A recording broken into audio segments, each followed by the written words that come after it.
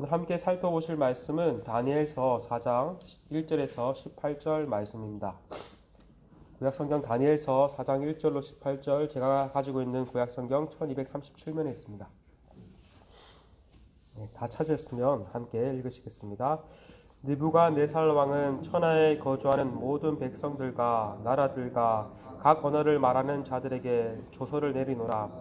원하노니 너희에게 큰 평강이 있을지어다. 지극히 높으신 하나님이 내게 행하신 이적과 놀라운 일을 내가 알게 하기를 즐겨하노라. 참으로 크도다 그의 이적이여, 참으로 능하도다 그의 놀라운 일이여. 그의 나라는 영원한 나라요, 그의 통치는 대대에 이르리로다.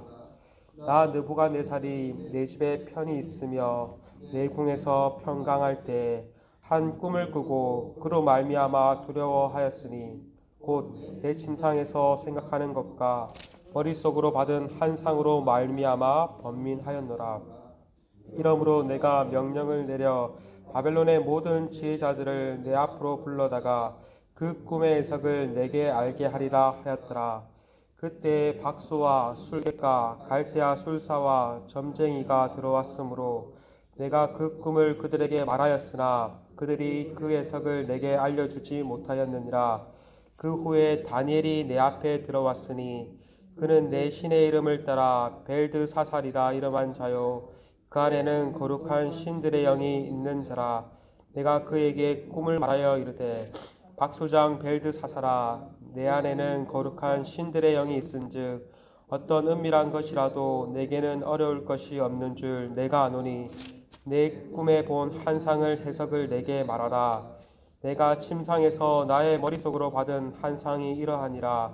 내가 본즉 땅의 중앙에 한 나무가 있는 것을 보았는데 높이가 높더니 그 나무가 자라서 견고하여지고 그 높이는 하늘에 닿았으니 그 모양이 땅 끝에서도 보이겠고 그 잎사귀는 아름답고 그 열매는 많아서 만민의 먹을 것이 될 만하고 들짐승이 그 그늘에 있으며 공중에 나는 새는 그 가지에 깃들이고 육체를 가진 모든 것이 거기에서 먹을 것을 얻더라.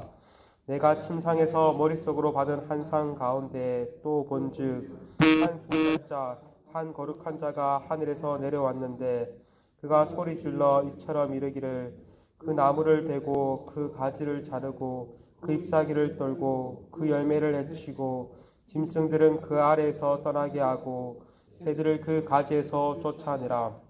그러나 그 뿌리의 그루터기를 땅에 남겨두고 새와 노줄로 동이고 그것을 들풀 가운데에 두어라. 그것이 하늘 이슬에 젖고 땅의 풀 가운데서 짐승과 더불어 제 몫을 얻으리라. 또 그 마음은 변하여 사람의 마음 같이 아니하고 짐승의 마음을 받아 일곱 때를 지나리라. 이는 순찰자들의 명령대로요 거룩한 자들의 말대로이니 지극히 높으신 이가 사람의 나라를 다스리시며 자기의 뜻대로 그것을 누구에게든지 주시며 또 지극히 천한 자를 그 위에 세우시는 줄을 사람들이 알게 하려 함이라 하였느니라. 나 느부갓네살 왕이 이 꿈을 꾸었나니 너 벨드사살아, 그 해석을 밝히 말하라. 내 나라 모든 지혜자가 능히 내게 해석을 알게 하지 못하였으나 오직 너는 능히 하리니 이는 거룩한 신들의 영이 내 안에 있습니다. 네. 오늘 본문이 포함된 4장은 하나님을 향한 느부갓네살의 찬양으로 시작하여 찬양으로 마칩니다. 오늘 본문 2절에서 3절에 지극히 높으신 하나님이 내게 행하신 이적과 놀라운 일을 내게 알게 하기를 즐겨하노라. 참으로 크도다 그의 이적이여, 참으로 능하도다 그의 놀라운 일이여. 그의 나라는 영원한 나라요, 그의 통치는 대대에 이르리로다. 그리고 37절에도 이렇게 말합니다. 그러므로 지금 나 느부갓네살은 하늘의 왕을 찬양하며 친송하며 경배하노니 그의 일이 다 진실하고 그의 행하심이 의로우심으로 교만하게 행하는 자를 그가 능히 낮추시니라. 이렇게 느부갓네살은 하나님의 주권을 인정하며 하나님을 높이고 있습니다. 이 가운데 느부갓네살의 꿈 이야기가 중간에 등장합니다. 느부갓네살은 주변 나라들을 다 정복한 뒤 평안의 때를 보내고 있었습니다. 실제로 역사적으로 70년 동안 지속될 대제국을 건설하였을 뿐만 아니라 신바벨론이라는 문화적으로 부흥기를 이끌었습니다. 문화의 부흥기를 이끌었다는 것은 그 나라가 어느 정도 안정되었을 때 가능합니다. 주변의 적들을 물리치고 나라를 안정시켰던 것입니다. 이렇게 큰 업적과 성취를 이룬 느부갓네살은 평안의 때를 보내고 있었습니다. 그런데 이 장에서처럼 또 꿈을 꾸었고 그 꿈으로 인해 매우 두려워하고 번민하고 있습니다. 그 꿈으로 말미암아 한순간에 그 평안이 깨어진 것입니다. 5절입니다. 한 꿈을 꾸고 그로 말미암아 두려워하였으니 곧 내 침상에서 생각하는 것과 머릿속으로 받은 환상으로 말미암아 번민하였노라. 그리하여 바벨론의 모든 지혜자들을 불러 꿈을 해석하게 합니다. 이 장에서는 느부갓네살이 꿈의 내용과 해석을 함께 요구하였다면 그것을 말할 수 없었던 그 지혜자들이 다 죽었다면 그래서일까 이번에는 꿈의 내용을 알려주고 해석만을 요구합니다. 이전에 비하면 많이 좋아진 것이죠. 그러나 그 꿈을 해석할 바벨론의 지혜자들은 아무도 없었습니다.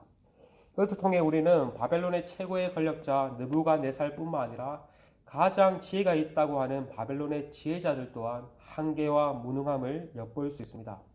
세계를 호령하는 큰 제국을 통치하고 다스리는 자들이었지만 무능하였던 것입니다. 바벨론의 지혜자들이 실패한 뒤 마침내 다니엘이 등장합니다. 8절에 느부갓네살은 다니엘을 내 신의 이름을 따라 벨드사살이라 이름한 자라고 소개합니다.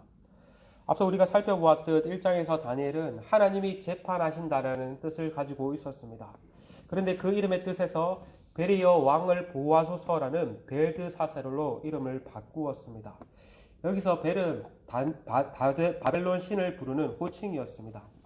하나님과 관련된 이름에서 바벨론 신과 관련된 이름으로 바꾸었던 것입니다. 여기서도 느부갓네살은 다니엘을 소개하며 내 신, 자신의 신의 이름을 따라 벨드사살이라 이름을 하는 자라고 부르고 있습니다. 그리고 거룩한 신들의 영이 있는 자라고 소개하고 있습니다. 다니엘이 신들의 도움을 받아 점을 치거나 꿈을 해석하는 자로 높이 평가한 것입니다. 느부갓네살은 다니엘을 향한 무한한 신뢰를 표현하며 자신의 꿈을 해석해 줄 것을 요구하며 자신이 꾼 꿈의 내용을 말해 줍니다. 10에서 18절은 느부갓네살이 꾼 꿈의 내용이 나옵니다. 느부갓네살은 꿈에서 크게 두 가지 환상을 보았습니다. 먼저 10에서 12절은 첫 번째 환상의 내용이 나옵니다. 무엇을 보았다고 말합니까? 큰 중앙에 한 나무를 보았습니다.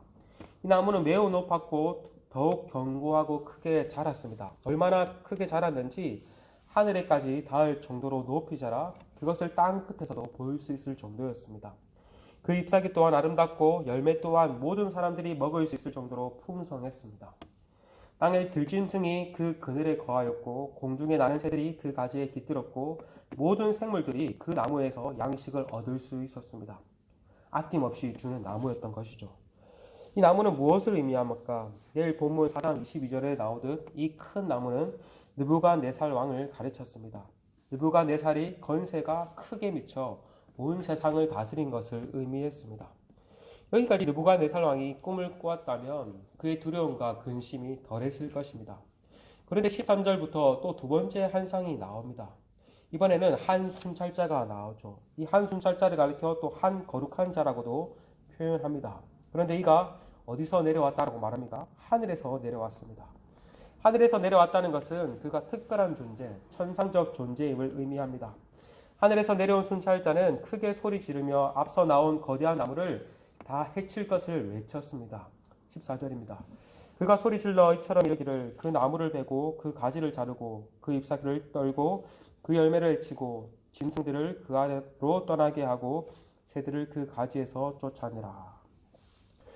이 한 순찰자는 모든 생물에게 안식처와 양식을 제공해준 거대한 나무를 제거하라고 외쳤습니다. 그러나 그 나무의 뿌리 그루터기는 남겨두라고 말을 합니다. 그 그루터기는 새와 노줄로 묶인 채 들풀들과 함께 있을 것이라고 말을 합니다. 내일 본문을 통해 살펴보겠지만 이것은 무엇을 의미합니까? 하늘로부터 내려온 한 순찰자는 곧 여호와 하나님을 가리킵니다. 하나님에 의해 큰 나무에 비유된 느부갓네살 왕이 낮은 자리, 비천한 자리에 처해질 것을 의미합니다. 앞서 2장에서 느부갓네살이 꾼 꿈에서도 금신상으로 대표되는 느부갓네살 왕이 다스리는 바벨론 제국이 영원하지 않을 것을 말을 하였습니다. 마찬가지로 하나님은 세계를 호령하며 자신의 힘과 권세로 세계가 다스리고 있다고 착각하고 있는 느부갓네살로 하여금 네가 아니라 내가 이 세상을 다스리고 네가 아니라 나의 뜻대로 나의 권력대로 이 세상이 다스려짐을 알려주신 것입니다. 여러분, 다니엘서를 통해 우리는 하나님께서 세상을 다스리시고 경영하시는 분임을 볼 수 있어야 합니다. 비록 하나님의 백성이 망하고 포로로 끌려왔고 하나님을 향해 적대적인 이방 나라가 강성할 때라고 할지라도 여전히 하나님은 그 배후에서 일하시고 하나님의 뜻대로 이 세상을 다스리고 계심을 우리는 볼 수 있어야 합니다. 여러분, 지금도 마찬가지입니다. 지금도 세상의 권세와 문화가 크게 강성하고 지배하는 것 같아 보입니다. 그러나 여전히 하나님은 그 가운데서 이 세상을 하나님의 뜻대로 다스리고 계십니다. 그리고 마침내 하나님의 뜻과 계획이 이루어지게 될 것입니다. 그러므로 이 시대를 살아가는 우리 성도는 이러한 하나님의 관점으로, 이러한 하나님의 렌즈로 이 세상을 바라보며 믿음을 따라 살아갈 수 있어야 합니다. 우리가 앞서 살펴보았듯이 다니엘과 다니엘의 세 친구들이 그런 한란 가운데 믿음을 따라 살 수 있었던 것 또한 하나님의 관점으로, 하나님의 렌즈로 이 세상을 바라볼 수 있었기 때문입니다. 바라기 오늘도 하나님의 뜻대로 이 세상을 경영하시는 하나님을 바라보며 믿음을 따라 살아가는 우리 모두가 되시길 간절히 소망합니다.